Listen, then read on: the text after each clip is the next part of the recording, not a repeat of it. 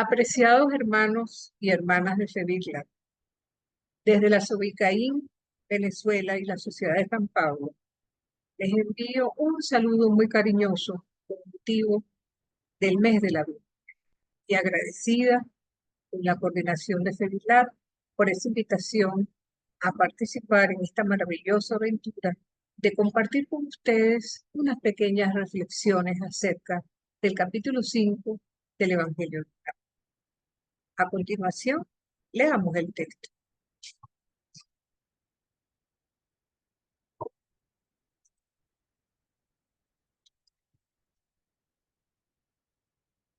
Llegaron a la orilla del río del lago, a la región de los Gerasenos.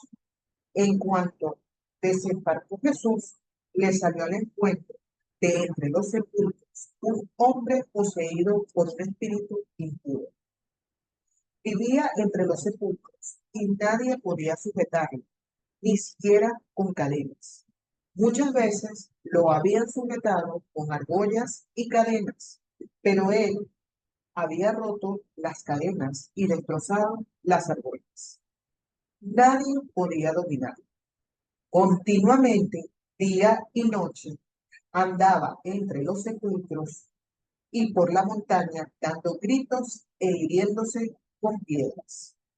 Al ver a Jesús desde lejos, vino corriendo y se postró ante él, gritando con todas sus fuerzas: ¿Qué tengo yo que ver contigo, Jesús, Hijo del Dios Altísimo? Te conjuro por Dios que no me atormentes. Es que Jesús le estaba diciendo: espíritu impuro, sal de este hombre. Entonces le preguntó: ¿cómo te llamas? Él le respondió: Legión es mi nombre, porque somos muchos. Y él le rogaba insistentemente que no los echara fuera de la región. Había allí cerca una gran cantidad de cerdos que estaban buscando alimento al pie de la montaña. Y los demonios rogaron a Jesús: envíanos a los cerdos para que entremos en ellos.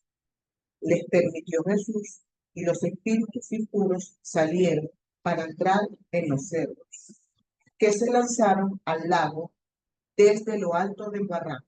Y los cerdos, que eran unos 2000, se ahogaron en el lago. Los que cuidaban los cerdos huyeron y lo contaron tanto en la ciudad como en los alrededores. La gente fue a ver lo que había sucedido. Llegaron donde estaba Jesús y al ver al endemoniado que había tenido la legión, estaba sentado, vestido y en su sano juicio. Se llenaron de temor. Los testigos les contaron lo ocurrido el, con el endemoniado y con los cerdos. Entonces comenzaron a suplicarle que se alejara de su territorio.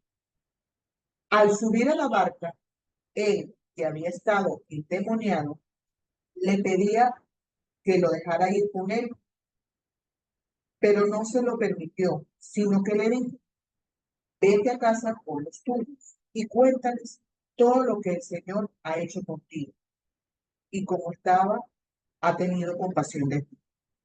Él se fue y empezó a proclamar por la región de la Decápolis lo que Jesús había hecho con él, y todos se quedaron maravillados.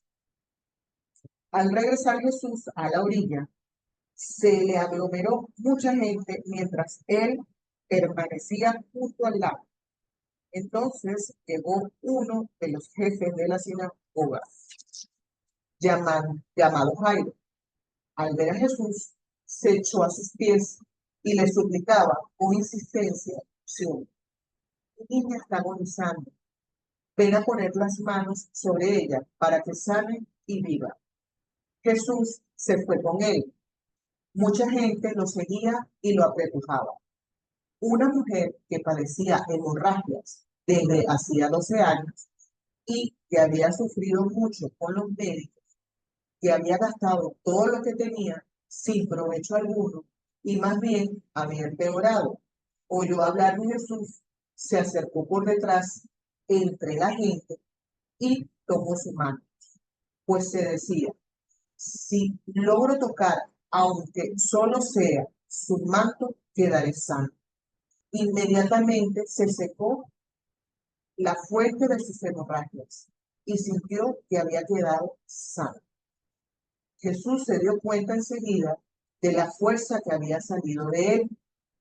Se dio vuelta en medio de la gente y preguntó, ¿quién ha tocado mi ropa? Sus discípulos le contestaron, ven que la gente que está apretujando y preguntas, ¿quién te ha tocado? Pero él miraba alrededor a ver si descubría a la que lo había hecho. La mujer, entonces, asustada y temblorosa, sabiendo lo que había pasado, se acercó, se postró ante él y le contó toda la verdad. Jesús le dijo, hija, tu fe te ha salvado. Vete en paz, estás liberada de tu mal. Todavía estaba hablando cuando llegaron unos de la casa del jefe de la sinagoga diciendo, tu hija ha muerto, no sigas molestando al maestro. Pero Jesús, que oyó la noticia, dijo al jefe de la sinagoga, no temas, basta con que me sigas creyendo. Y solo permitió que lo acompañaran Pedro, Santiago y Juan, el hermano de Santiago. Llegaron a casa del jefe de la sinagoga y al ver el tumulto, unos que lloraban y otros que se daban grandes gritos. Entró y les dijo, ¿por qué este tumulto y estos llantos? La niña no ha muerto, está dormida. Pero ellos se burlaron de él. Entonces Jesús echó afuera a todos. Tomó consigo al padre de la niña, a la madre y a los que lo acompañaban. Y entró donde estaba la niña. La tomó de la mano y le dijo, Talita cum, que significa, niña, a ti te hablo, levántate. La niña se levantó al instante, se puso a caminar, pues tenía 12 años. Ellos quedaron totalmente admirados y él les mandó con insistencia que nadie se enterara de lo sucedido y les indicó que dieran de comer a la niña. Palabra de Dios. Reflexionemos entonces un poco acerca de este texto, que aparte de ser un poco largo, es bellísimo. En este capítulo encontramos tres maravillosas pericopas en las que Jesús vence las fuerzas del mal, representadas primero por la deshumanización, después por la enfermedad y finalmente la muerte. La primera de ellas la encontramos entre los versículos 1 y 20. Ya en el pasaje anterior, el Señor mostró su poder ante las fuerzas físicas de la naturaleza, pero hay otras fuerzas hostiles e incontrolables para el ser humano que buscan su destrucción. El evangelista nos dice que la región a la que llegaron era la región de los Gerasenos. Gadara era una de las ciudades que formaban parte de la Decápolis, territorio gentil donde vivían pocos judíos. La crianza de cerdos que vemos en el pasaje nos recuerda que eran animales impuros para él. Cuando llegaron a la orilla, vino hacia él desde el cementerio un hombre endemoniado. Estaba desnudo, herido y gritando con mucha fuerza. Fue hacia él y se postró. No esperó a que lo llamaran. Sale del lugar de la muerte porque necesita buscar vida. Y en cierto modo simboliza a todos aquellos que están poseídos por las realidades del mundo, a la que muchas veces se convierten en ídolos. El cuadro descrito por Marcos es fuerte. Es un hombre descontrolado, una amenaza para los demás en el lugar. Había sido atado sin éxito en muchas oportunidades, pero rompía los grilletes como que si fueran cuerdas.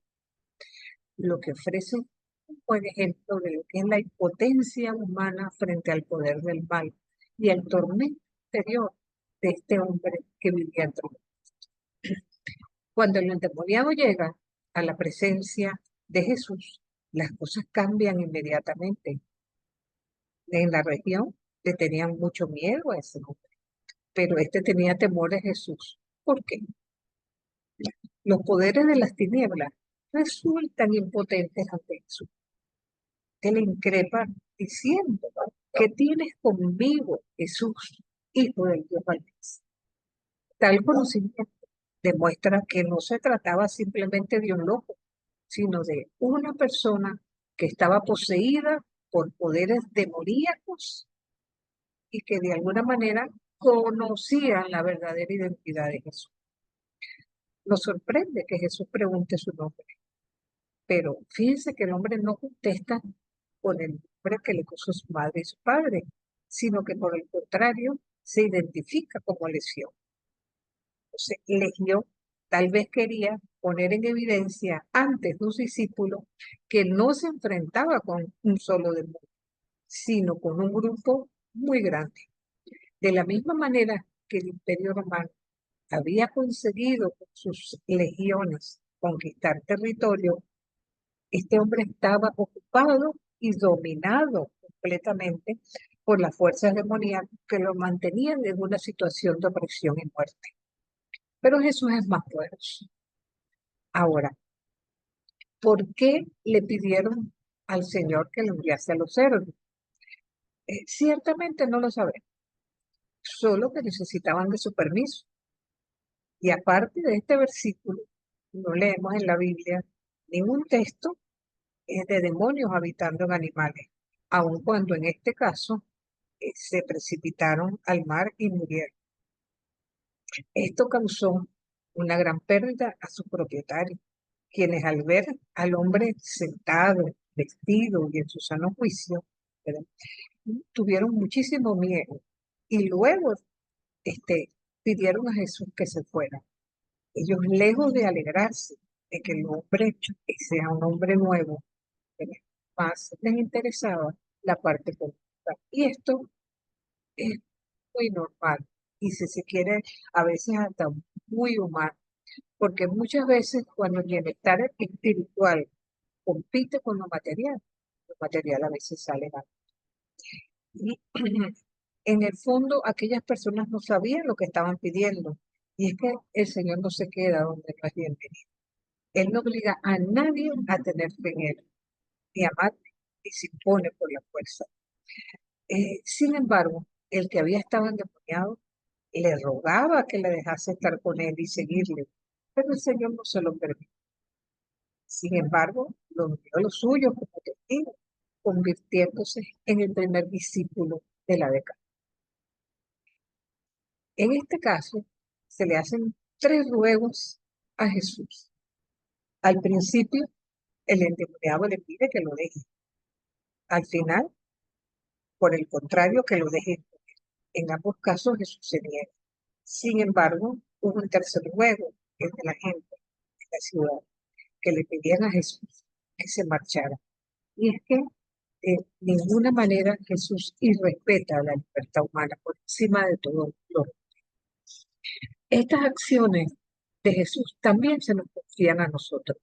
Recordemos que designó 12 que los llamó apóstoles para que estuvieran con él y enviarlos a predicar con el poder de expulsar. Eso lo vemos en el mismo Evangelio de Marcos en el capítulo 3:15. Como iglesia, todos debemos contribuir en la medida de nuestras posibilidades a exorcizar los demonios que en nuestra sociedad atentan con la integridad de las personas y recuartan su libertad y afectan su salud y hasta su vida. Posteriormente, al cruzar al otro lado, nos encontramos entre los versículos 21 y 43, 2 episodios íntimamente relacionados y que tienen como protagonistas a 2 mujeres. El poder restaurador de Jesús llega hasta nosotros, ¿verdad?, siendo rechazado en Gerasa, donde desenmascara la deshumanización del Imperio Romano al expulsar a Satán, Legión, ofreciendo vida a una comunidad que en el fondo no lo acepta.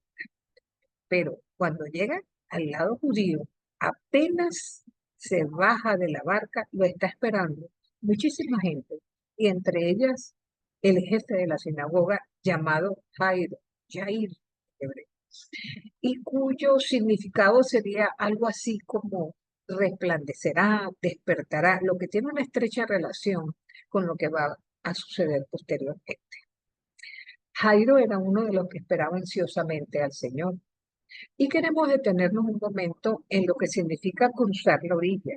Eso tiene una rica simbología, porque la vida es una travesía continua a la otra orilla y puede representar muchas cosas, una nueva visión, superar un problema, levantarse luego de una situación de crisis. Acá nos enfrentamos a la muerte, lo que permite vislumbrar el otro lado, e imaginarlo. El ser peregrino en esta vida es un viaje que requiere coraje y sobre todo mucha fe, dejando atrás certezas. Esta multitud lo esperaba. La razón de este hombre es que su hija yacía moribunda y sin que pudieran hacer nada por ella, y en un acto de desesperación pidió a Jesús que lo acompañara a su casa. Ahora, siendo representante de la sinagoga, la cual estaba cerrada al mensaje de Jesús, llama la atención que este hombre acuda a Jesús para sanar a su hija. O sea, tuvo que superar el qué dirán de sus amigos. ¿Cuáles eran sus expectativas? Realmente no lo sabemos. Se postró a los pies de Jesús con mucha ansiedad y un tierno afecto. Mi hija está agonizándose. Es evidente que Jairo tenía fe en Jesús. ¿Por qué entonces Jesús no lo curó al hijo como lo hizo en su momento, aquello que con una palabra iba a curar al siervo del centurión? Porque quizás la fe de Jairo tenía que avanzar, entender que Jesús tenía poder para resucitar. Podemos imaginarnos como padre la angustia de este Señor para que suceda el milagro de la vida. Quizás Jairo tenga que apartarse un poco de la sinagoga y reconocer públicamente que Jesús es el Señor. Entonces, llama la atención que Jesús se marcha inmediatamente con él. Y en cierto modo, ¿verdad? Debemos recordar que a veces para ser discípulo también es necesario el silencio, creer contra toda esperanza, caminar con Jesús incluso en los momentos más adversos.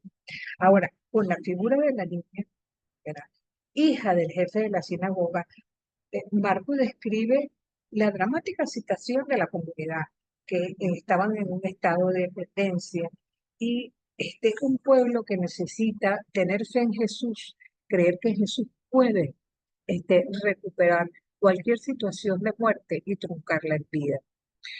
Pero la sinagoga no es la única institución que está enferma en la comunidad. También la ley de la pureza es responsable que la gente no viva. En el camino Jesús le sale al encuentro una mujer anónima, sin rostro y sin posibilidad de vida. El Señor tuvo que detenerse para atenderla, que también estaba buscando ayuda. Imaginemos que este retraso fue sin duda también una prueba para Jairo. Esta mujer parecía de un flujo de sangre desde hacía 12 años, había gastado lo que tenía en médicos, ya no le quedaba dinero. Podemos imaginar a una mujer enferma, anémica y débil. Entonces, según el Levítico 15, versículos 20 al 25, una mujer con flujo de sangre se encontraba en una condición de impureza que le impedía participar en el culto a Dios, condicionando su relación con él. Posiblemente nunca había ido a la sinagoga donde estaba Jairo, porque difícilmente se conocerían, pero ahora los dos estaban prácticamente pidiendo la ayuda al Señor. Entonces, en el plano teológico, esta mujer, si se quiere, representa la conducta injusta del pueblo. Tienen la ley, pero no practican la justicia. La mujer no conoce personalmente a Jesús, tiene que caminar a su encuentro, salir de la muerte, entrar a la vida, pero para eso tiene que tocar, para poder experimentar al Dios de la misericordia. Pero recordemos que tocar a Jesús es contaminarlo con su impureza, pero para sorpresa nuestra y escándalo de los rigoristas de la ley de la pureza, en vez de contaminación, sale una fuerza de sanación y de vida. Jesús, al dejarse tocar, entra en la esfera de la contaminación, pero para él no es contaminación, para él es fe. Muchas personas iban con Jesús, por eso cuesta a los discípulos entender que Jesús lo haya tocado a alguien en particular. Sin embargo, Jesús pregunta, y Jesús pregunta porque él sabe perfectamente quién lo tocó, pero él necesitaba que la mujer se identificara y diera testimonio público de la obra de Dios. Mira, la mujer siente temor, todavía se mueve en las categorías del Dios de Israel. Es necesario que aniquile esa idea. Y algo bien simpático que se ve en este texto. Cuando ella se identifica con todo su temor, Jesús le llama hija. Es la única hija de Jesús en el Evangelio. Por lo menos es el episodio donde llama a una mujer hija, ¿verdad? Eso es verdaderamente poderoso. Ser hija es ser progenie de Dios mismo y de que se ha nacido de nuevo, de que se ha cruzado a la otra orilla. No se puede ser discípulo de Jesús en silencio. Hay que estar claro que hay que dar testimonio. No se puede ser discípulo en los cultos de la noche. Hay que reconocerse públicamente. Y esta mujer hizo una confesión. Y el toque del manto de Jesús es solo una expresión de la fe que ella tenía en el nombre de Jesús, intentando quizás pasar desapercibida en la multitud. Pero mientras esa mujer sentía ese miedo, podemos imaginar a Jairo impaciente, que Jesús no se apura, que Jesús está con esta mujer solucionándole su problema, pero él tiene su hijita enferma, y en eso llega la trágica noticia de que la niña es lógico que digan, ya no moleste más al maestro. Hay un dicho muy nuestro, ¿verdad? Todo tiene remedio menos la muerte. Y es que en verdad la muerte pareciera ser un punto límite, ¿verdad? Pero el Galileo está hablando de vida cuando fue interrumpido por los asaltantes. No hace caso a los comentarios y le dice, ten fe, cree, cree y vamos a ver. El ambiente al llegar a la casa era desolador. Evidentemente, se trata de una situación muy angustiosa en la que todos lloran, gritan, desesperan. Cuando Jesús dice, no, la niña lo que está es dormida, prácticamente fue objeto de burla, porque decían, bueno, ya está muerta. Sin embargo, Jesús, tomando a 3 de sus discípulos, al padre y la madre de la niña, se dirige donde ella está, la toca y le dice las palabras en arameo que Marcos se preocupa en traducir. Niña, a ti te digo levanta. Entonces, y así a la niña, una vez se llama, vuelta a la vida, Jesús da la orden de que le den de comer. No manda a que le den, vayan al templo a hacer la ofrenda para eliminar la impureza, sino que les den. Entonces, aquí, de alguna manera, tenemos que resaltar también algo que es verdaderamente importante. Tocar, agar en hebreo, tiene una connotación profunda en este texto. La hemorroísa toca a Jesús y sana. Jesús toca a la niña y resucita. Ambas mujeres son tocadas. Tocar y ser tocado es imprescindible en nuestra vida. Sabemos que el Levítico dice que lo impuro no tiene que tocarse, pero para Jesús no hay impureza. Para Jesús dejarse tocar es dar vida, hacer sentir a esa mujer la curación, que casualmente ambas tenían una 12 años enferma, no sabemos si desde que vino su primera menstruación, y la otra 12 años, cuando iba precisamente a comenzar su vida de mujer. Entonces, de alguna manera, en sentido figurado, ser tocado por algo o por alguien es participar de sus emociones y de su fe. Imaginemos ser tocados por Dios, como dice la primera de Samuel 10:26. Participar de sus afectos. Y detrás de esta imagen, se subyace la idea de todo aquello que se transmite a través del contacto. Entonces, otra vez Jesús se hace impuro con la intención de dar vida. Talita cum. El acto de levantarse se asocia con la fe y la fortaleza. Es la misma expresión que se utiliza para hablar de la resurrección. Y podemos entonces también decir que 12, que es un número que aparece 187 veces en la Biblia. Tendríamos que sacar de aquí algunas conclusiones. cómo es el comportamiento de Jairo, de quiénes le acompañan, cuáles son las acciones de Jesús, cómo reacciona la muchacha ante el Talita Kum, cómo vivimos la relación con nuestra sangre, menstruación, menopausia, cuáles son nuestras experiencias de tocar y ser tocados. Estas dos mujeres anónimas que están atadas a las leyes machistas y de la casa patriarcal, en vez de empoderarlas, les dan muerte. De allí que quiero dejar una pequeña reflexión. Cada vez que nos encontremos ante algo que nos excluya, talita cum. Ante una sociedad machista, talita cum. Ante el desprecio al inmigrante, talita cum. Cuando seamos criticados por cuidar a la madre tierra, talita cum. Cuando protestemos por injusticia, talita cum. Y esa es la mejor reflexión que quiero dejarles a ustedes.